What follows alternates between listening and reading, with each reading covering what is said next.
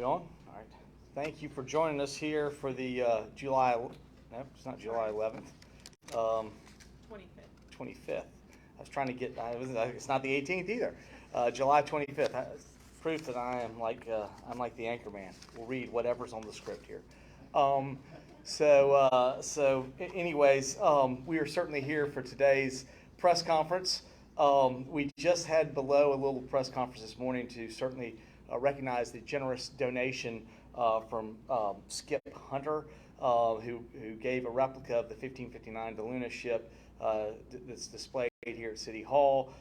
He had an insurance business that was in the former police offices. When they moved out to the new one, where IHMC is, that was the old police station. They were the first ones to move in there, and that ship sat there at the very front of the entrance of that when Skip was there. But you also may notice Skip's name from he and his wife is on the amphitheater that's at the Maritime Park. They gave the money for that.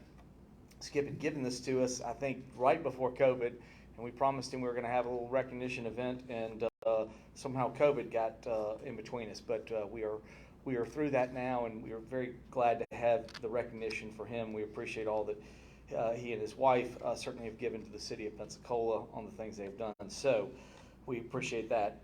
Also, at this point, the city has named Fred Crenshaw as Sanitation Services and Fleet Director.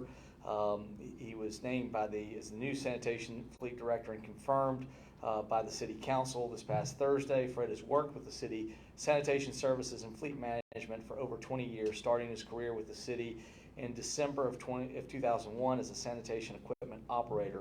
Fred has served the City of Pensacola's interim sanitation since February 1st of 2022, and he officially began his new role as sanitation director on Friday, July 22nd. We congratulate Fred. Amy, I know you certainly have worked with him in this role, managing him, and I think he's risen to the occasion and shown us what he can do, and we're very glad to have him on the team. This is also a reminder that tomorrow will be the Bruce Beach groundbreaking.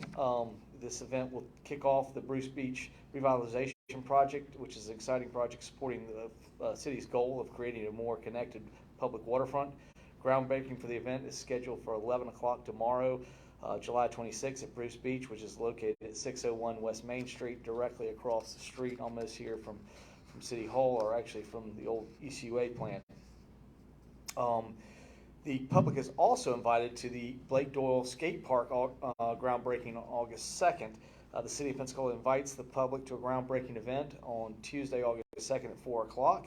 This is the highly anticipated and monumental project for the Pensacola skate community. The groundbreaking will take place at the future skate park location at Hollis T. Williams Park under the Interstate 110 along North Haines Street between Jackson Street and LaRua Street. The skate park is a part of the overall transformation of the Hollis T. Williams Park through a joint project with the City of Pensacola and Escambia County, and we certainly are very excited about both of those events. We think moving the community forward.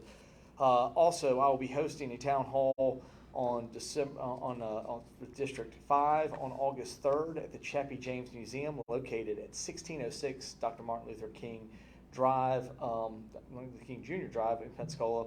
The event will kick off with open tours of the Chappie James Museum from 5 to 6, followed by the town hall at 6 o'clock in the museum courtyard. Certainly, we welcome the public, and it's open and free, and we hope you will show up and get a chance to see what's going on there. I know Councilwoman Broughton really wants to show that off, and so very excited about doing that. It's a little different for us. We've never gone outside of a city venue, but that was what certainly Councilwoman Broughton wanted, so we're excited to bring you to a new venue. She's all about history, and we're certainly happy to do that. City Council meetings this week. The City Council will have a special meeting at 5:30 at City Chambers. The purpose of the meeting is to consider a proposed ordinance on first reading for the adoption of the referendum ballot language for proposed amendments to the city charter for November 8th, 2022 for the general election. This is also a reminder of the next mayor's cleanup will be this Saturday, July 30th. Again, cleanup will be July 30th in Eastgate, Parker Circle, Broadview Farms neighborhoods, including portions of surrounding neighborhoods. Please see the cleanup map for details to confirm if you live in the cleanup area. This event allows the City of Pensacola sanitation customers in the cleanup area to leave eligible items at the curb for pickup free of charge. Learn more at cityofpensacola.com. And again, this is another great service, and we appreciate everything that sanitation is doing. I'm happy to answer your questions, and I know I sent you all an email before I came in, so I'm more than happy to discuss those things, and I think they are important to the overall scope of so many things I've talked about from this dais and tried to communicate that what's going on in the city of Pensacola and things that I have tremendous concern for, whether I was serving an elected official or just a general public. So I'm more than happy to answer those questions. Yeah, Mayor, some suggest that you pursue the DIB Michael. Are you pursuing that? I think the question Casey had asked was, the first question is that some people were saying that I pushed the DIB to make the arrest on Michael Kimbrell, and then asking for am I pressing the DIB to drop the charges? Okay, no on both counts. Oh no no no. And again, I wouldn't tell them that they should drop the charges. I mean, both of those things are not my place, and I wouldn't do that. Ironically, I thought it was interesting that you're asking the question, because you know who made me first time aware that we had done anything or Michael Kimbrell had been arrested was Channel 3. After it happened, I had no idea what was going on. I had no idea about any of the things that DIB was having challenges with their restrooms or a variety of other things that they had done. So the first chance I heard about it was actually when y'all called and Casey came to the office and said Channel 3 just called about him getting arrested. And I told y'all last week I had no idea about him getting arrested. I don't think it's the mayor's position to persecute people. I don't think it's the mayor's position to get in and tell people that charges should be dropped. That's up to the DIB. They need to make that decision for themselves and what they want to do. Why do you believe an issue with the homeless should go to police rather than City Hall?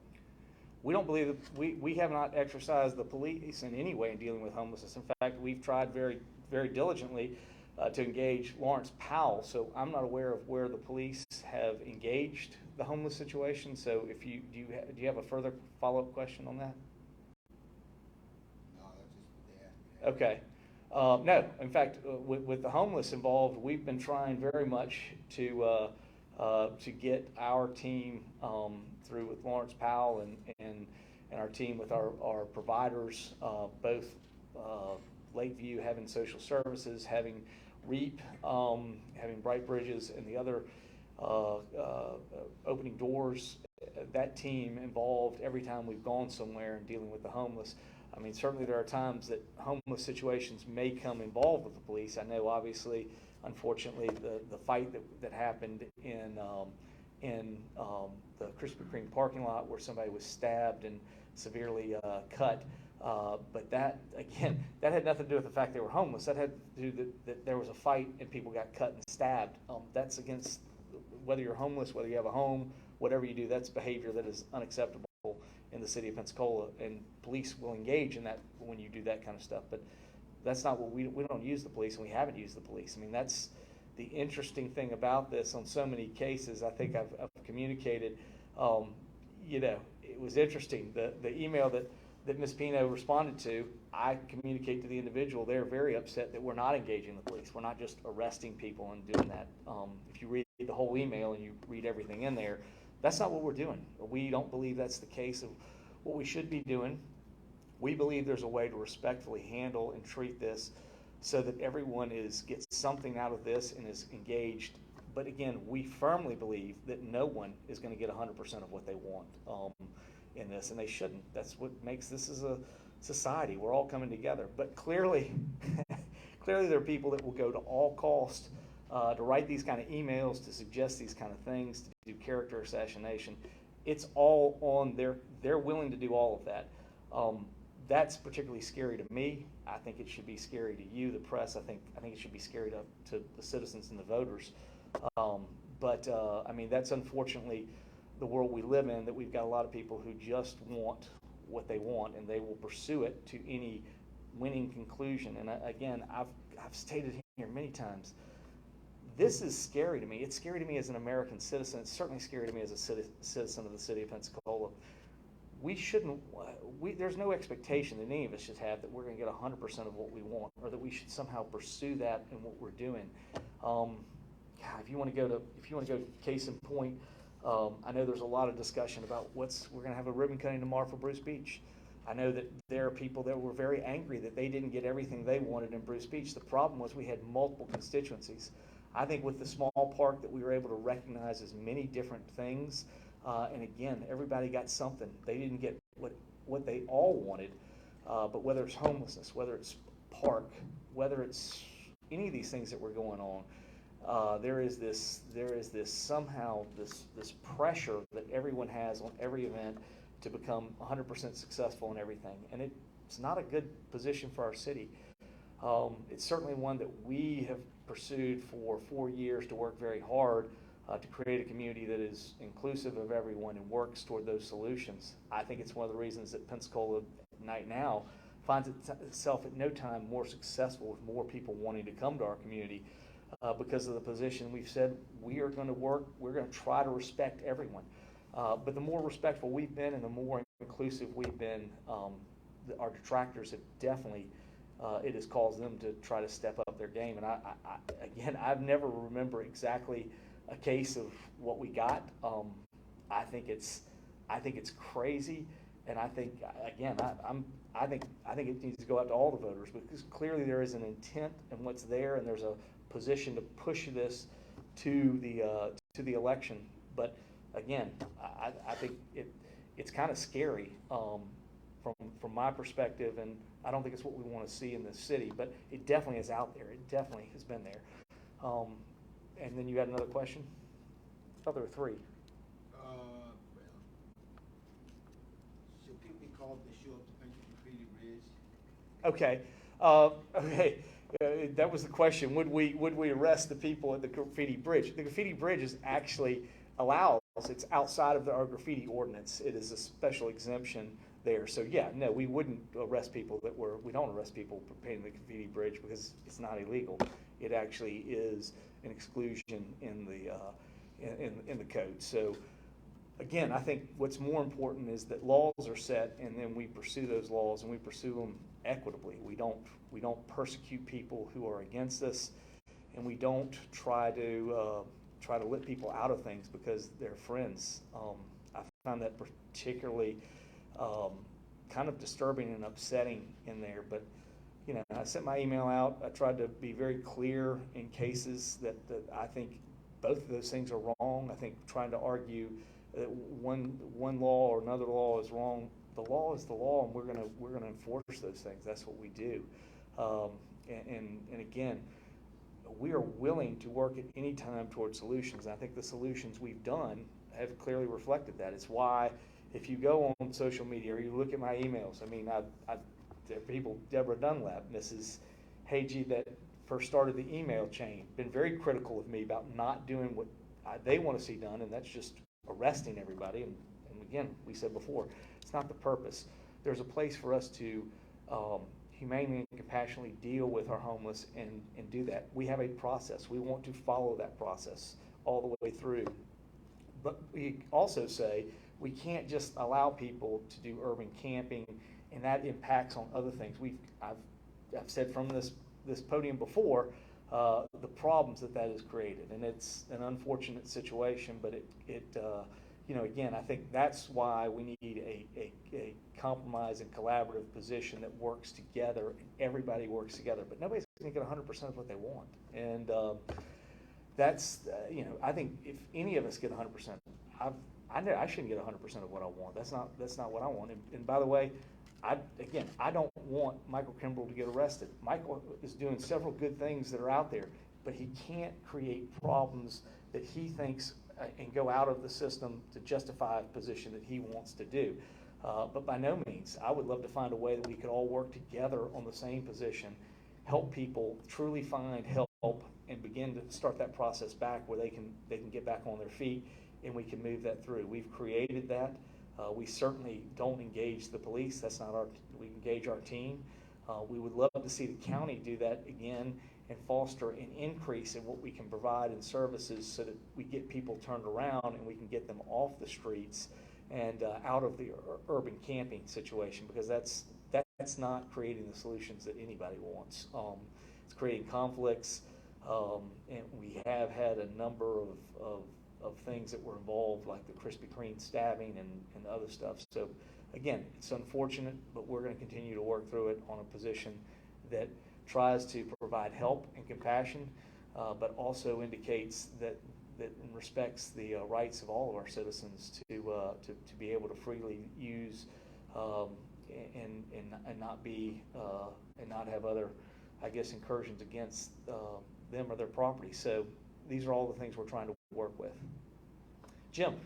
I did want to ask you about the exchange between you and Ms. Helge, specifically the line where you talk, just read it so everyone knows, where you say PBD is correct in communicating that we have seen a significant uptick in the last week. There certainly has been a lot of calls since Mike Kimbrell, homeless advocate, was arrested. I don't know if the two are related or simply coincidence. It's very likely that this could continue through the election process. What did you mean by that? Is it?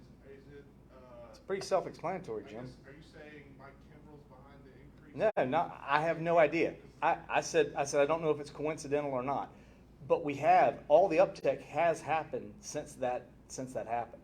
I mean, that's where we've seen calls and things get more aggressive since. And again, I don't know. I don't know if it's coincidence, but it actually, if you look at the call sheet, I mean, it is spiked as soon as that happened. Are you talking about calls to the police that have upticked, or calls people complaining about? Calls complaining both to our office and our team, and having to respond to things, as well as things with the police. We've had that, both, and they correspond almost identically, Jim, to when we saw this happening. And I'm very clear, I don't know whether it's coincidence or what's going on, but we clearly have seen that. And the emailer also says that. She says it's just ticked up.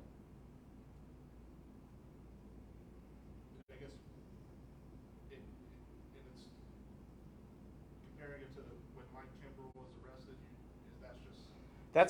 I mean, listen, we had seen a decrease in stuff. I didn't even know what was going on that. We had the arrest. Over the last couple of weeks, we've seen stuff happening. I don't know what it is. I don't know. It could be the weather. It could be a lot of things. But it does correspond with that time period. That was one of the questions about that. Yeah. Okay. Well, on another, unless you have something. No, go ahead. Well, on another topic, the Bruce Beach and skate park groundbreakings happening over the next week. Yes.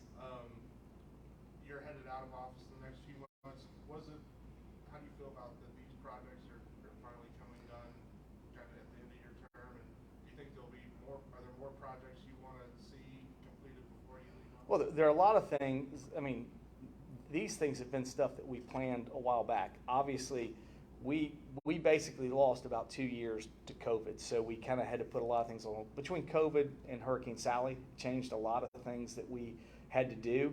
I think we could have been more engaged, but we've been very engaged with Hurricane Sally cleanup. So we on these Mondays, we've been right here with you, telling you what's going on, and as soon as this gets done and we get this back sort of taken care of, we would like to get back to the projects at hand. Obviously, COVID had a significant impact on Hollis T. Williams in that process. It went a lot longer than anybody expected to get that, because we had to. The skate park is something we kind of had pulled together, but it's an overall, all of it's going to be done with the master drainage, everything else. So we had to get the whole Hollis T. Williams project completed, and COVID certainly had an impact on Hollis T. Williams. I think probably some of the work that we were doing related to Sally and coming out of that probably had more impact on Bruce Beach. Both of them incredibly important, but we're moving those through. So these are things we've been talking about for a long time. But we're also going to be having a ribbon cutting ceremony here for Hitzman Park, which we've done, which has been totally done while we've been here. Also, we hope to get done Hangar 2 on the our Hangar 1, dealing with Project Titan, I guess Hangar 2 overall with ST. That's a project that we started, and it also, for a while was slowed down because the person that we're working for on it obviously was impacted significantly by COVID when we got going. So that was pulled off for a little while until we could figure out what was happening. So a number of projects that we've done have been sort of slowed by the impact of what's happened over the last couple of years. I think if we had gone through a normal 4 years, these projects would have been advanced much sooner than this. But again, we're happy that they're at least getting started. We have other projects on there, but we also have been somewhat a victim of where we are with cost and overall construction delays, supply chains. So we probably could do more, Jim, but if we weren't also dealing with some of those issues. So I mean, I think we'll see more things happen, but I think we've done a lot of things to prep ourselves as we move forward. And again, that's why I feel very good about the position that I leave the city in, and for the next mayor, certainly where I picked up. Yes. On the Frisbee, what's the timeline on that project? What's public access look like during that? It's 12 months, and public access will probably be closed while it'll be closed while we're under construction. But hopefully July, August next year, we'll have a big ribbon cutting. The next mayor will have a chance to do that, and it'll be a good time for the city. I mean, from our standpoint, it's been all about how do we drive the city? How do we make the city better? How do we put the city at the first of all the decisions that we want to do? And I think again, our goal has not been to place a side. I wrote an editorial in the P&J. I said it's not about sides. It's about saying what's best for Pensacola. But I continue to be concerned that we get dragged into this issue and discussion of sides, and really doesn't promote what's better for us. We're very focused on what happens. It's good for Pensacola. It's good for Pensacola whether Grover Robinson's mayor or whether somebody else is mayor. It really doesn't matter to me one way or the other. Let's get good things done for Pensacola, and we'll obviously see a community that we are right now where people want to be in Pensacola. I mean, you can argue however you want to feel about things, but at no time if more people said this is a community I want to be a part of. I think the vibrancy is certainly there, the excitement, citizens, ordinary citizens, businesses, everybody we talk to generally when they come here, they go, man, this is really a good place. We'd love to be here. So that's what we've tried to do, is create that kind of community.